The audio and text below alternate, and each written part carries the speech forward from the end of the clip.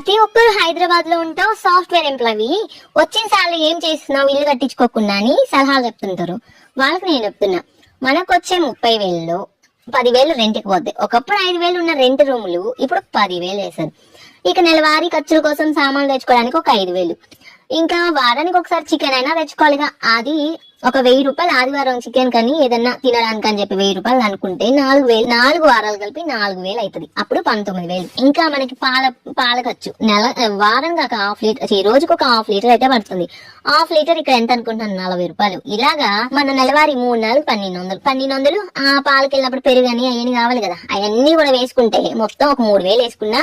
ఇంకా మనకి current bill అని, చెత్త బిల్ అని, టీవీ బిల్ అని, డిష్ బిల్ అని చెప్పి వైఫై బిల్ అని, ఇవన్నీ బిల్లులు మొత్తం ఒక 5,000 వేసుకుంటే 30,000 అరౌండ్ అయిపోతుంది. ఇంకా మనకి అప్పు తీసుకొని వచ్చి పిల్లల స్కూల్ కని చెప్పి, వాళ్ళ బుక్స్ కని చెప్పి, ఫీజులు అని చెప్పి, ఆటో కని, వాళ్ళని నింపడానికి ఇవన్నీ ఖర్చులు వేసుకున్నా ఇంకా బయట నుంచి మేమే అప్పులు తెచ్చుకొని పెట్టుకోవాలి. సో ఇది హైదరాబాద్ లో బతికే వాళ్ళ ఖర్చు.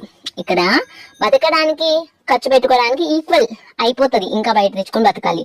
సో ఒకసారి మీరు ఇక్కడికి వచ్చి బతికి అమౌంట్ ఏమైనా మిగిలించుకొని చూపించండి, అప్పుడు తర్వాత మమ్మల్ని అడగండి. అర్థమవుతుంది అనుకుంటాను.